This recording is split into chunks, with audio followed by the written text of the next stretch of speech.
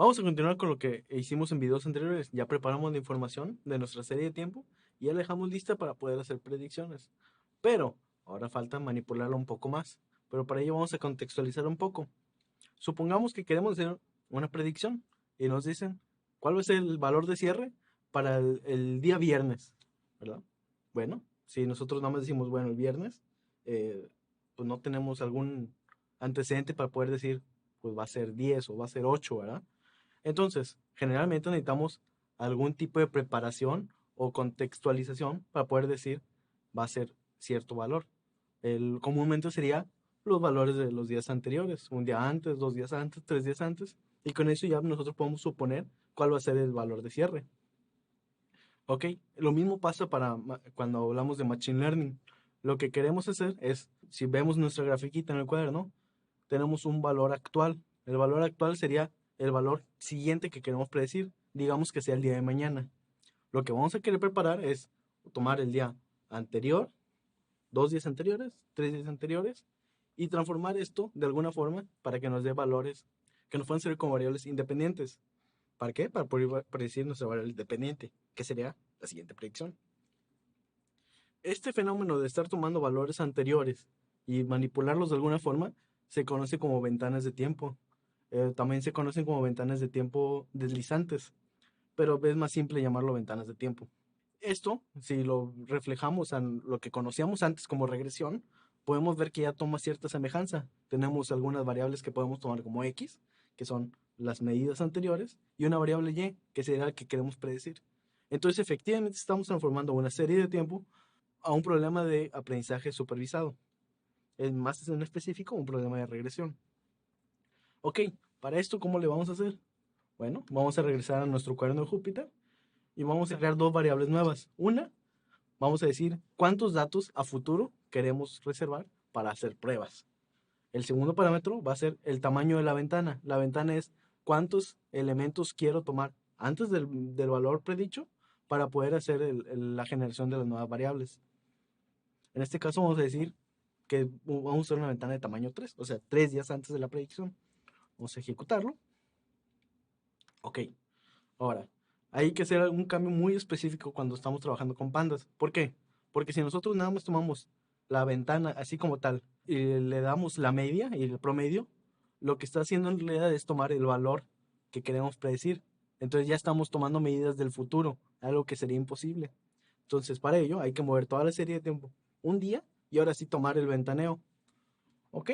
Para mover toda la serie de tiempo vamos a utilizar la instrucción shift. En más específico, en la columna close, que sería df.close, vamos a hacer un shift o un deslizamiento de un día y lo vamos a guardar en esta variable, df_shift. Entonces, si lo imprimimos en pantalla, vamos a ver la misma serie de tiempo, solamente movida un día. Ahora sí, Pandas nos ofrece una manera cómoda en la cual poder hacer estas ventanas de tiempo y de una vez ahí mismo poder hacer alguna medición de esos valores. Los más comunes son el promedio y la desviación estándar. Entonces vamos a utilizarlos. A partir de fshift, que es nuestra serie de tiempo deslizada, vamos a utilizar una función rolling que sería, ¿cómo llaman a ellos? Al ventaneo. Y va a ser un ventaneo de tamaño de nuestra ventana, que definimos que es de tamaño 3. Y una vez que tengamos eso, vamos a obtener la media. Y esto no nada lo va a hacer para la última medida, en realidad lo va a hacer para toda nuestra serie de tiempo. Entonces lo que vamos a obtener al final va a ser una serie de tiempo con todos los promedios, con los ventaneos de 3 días anteriores. ¿Ok? Lo mismo va a pasar para la desviación estándar. Y ahora tenemos series individuales para cambiarle los títulos. En lugar de que sea un titular de columna, en serie se llama name o nombre de la serie. Entonces lo podemos cambiar directamente. Le podemos decir que a este rol que acabamos de crear le cambie el nombre a min role, es un título que vamos a utilizar provisionalmente, y standard role, que es la edición estándar. Ahora, si nosotros lo visualizamos, va a quedar la serie, pero van a estar desfasadas en tiempos. Entonces hay que reiniciar los índices, que es los días, para que coincidan todos los valores y podamos unirlo en un solo data frame. ¿Ok? Vamos a ejecutar todo esto. Y si lo imprimimos, va a quedar precisamente lo que les mencionaba. Se fijan, todas las series empiezan en el 1 de junio del 2016. pero obtenemos valores vacíos. ¿Por qué? Porque si obtenemos el ventaneo del primer elemento, no hay datos históricos para poder hacer el ventaneo. Entonces es imposible realizar el ventaneo.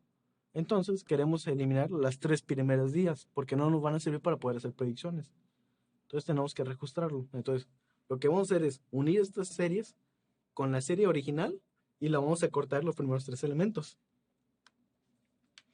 Entonces primero los unimos. Queda de esta forma. Si se fijan, no puse el desplazamiento original, solamente la media y la desviación estándar. Ustedes ya con más tiempo podrán probar qué pasa si agregamos ese deslizamiento de un día, o 2 días, 3 días. Van a encontrar que hay un problema muy particular, sobre todo ya cuando entran en el detalle, pero eso ya lo podemos ver más adelante. Entonces quedamos que vamos a eliminar los 3 primeros elementos. Para ello podemos usar el indexado de Python, que nos dice a partir del tercer elemento hacia infinito, o sea, todo nuestro conjunto de datos, guárdalo como dfw. Y listo. Ya tenemos nuestros datos listos. Pero ahora nos falta reservar la porción que vamos a utilizar para pruebas.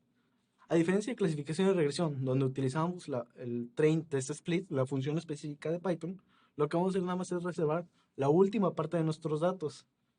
Entonces es una división mucho más sencilla.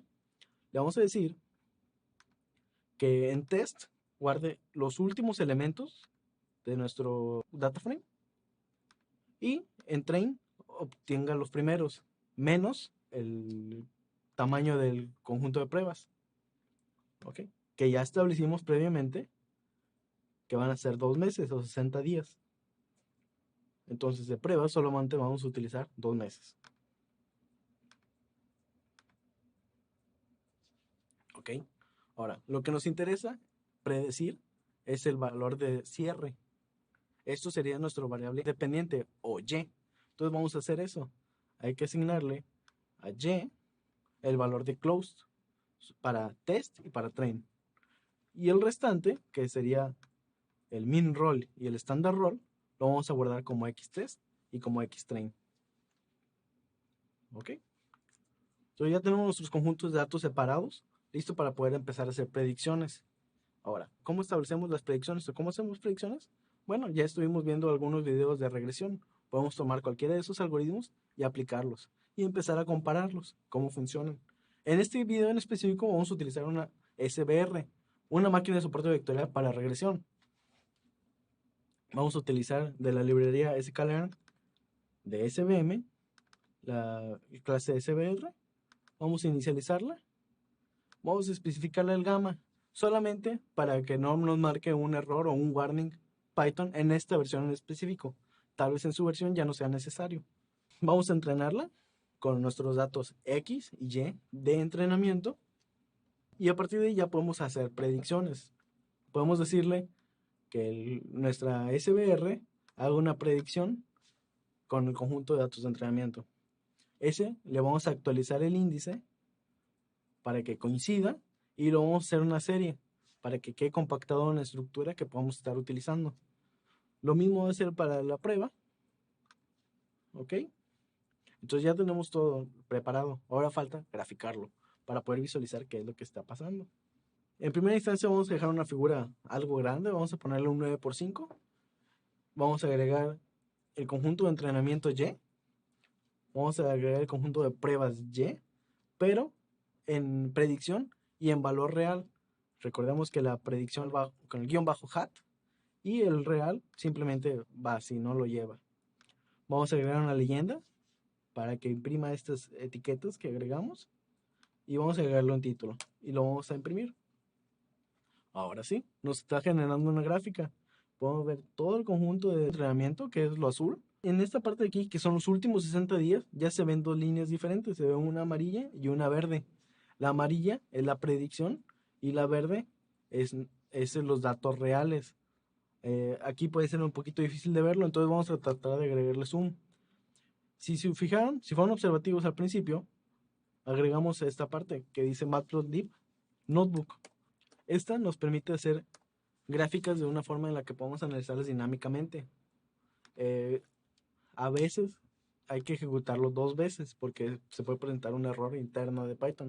Es algo que seguramente van a parchar en algunas versiones futuras, pero lo corrí 2 veces por si las dudas. Entonces regreso a la última celda y la ejecuto. Ahora sí, verán que agrega esta barra gris arriba y estos botones de acá abajo. Lo que nos permite hacer es, por ejemplo, si presionamos este cuadrito, nos da la opción de agregar zoom. Entonces podemos visualizar específicamente la parte que nos interesa. Ahora sí, ya podemos ver más claramente las diferencias entre predicción y valores reales. Aunque no es perfecto, va más o menos relacionado una con la otra.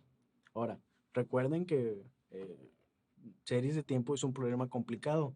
Hay que ver periodicidad, hay que ver ruido, hay que ver análisis de sentimiento, por ejemplo, en internet, noticias. Es un problema muy complejo. Entonces no vayan directamente con esto e invertir todo su dinero en la bolsa, ¿verdad? Hay que seguir estudiando al respecto. Pero provisionalmente podemos ir midiendo qué tan bien o qué tan mal le fue. Para esto se utilizan métricas de error, como lo hemos hecho anteriormente. En específico, vamos a utilizar el error medio cuadrático. Es una de tantas métricas de error y les vamos incluso a agregar una lectura recomendada en el cual habla de diferentes tipos de métricas. No es necesario que las implementen todas, incluso con una es más que suficiente, pero esta es una que tienen que conocer porque es de las más populares. Entonces, es muy fácil de utilizar, solamente la importamos como sklearn metrics, como error cuadrático medio, la mandamos a llamar, donde le pasamos los valores reales y los valores predichos, y esto lo igualamos a alguna variable en la cual vayamos a guardar el error. Luego nada más imprimimos y nos da un error cuadrático medio de 0.02. Entonces esto nos va a decir tal vez si va muy bien o va muy mal, pero no tenemos una referencia clara. Entonces lo que podemos hacer es poder construir algún otro modelo, medir su error y comparar. De esta forma podemos ir mejorando nuestro modelo para encontrar el que nos va a dar las mejores predicciones.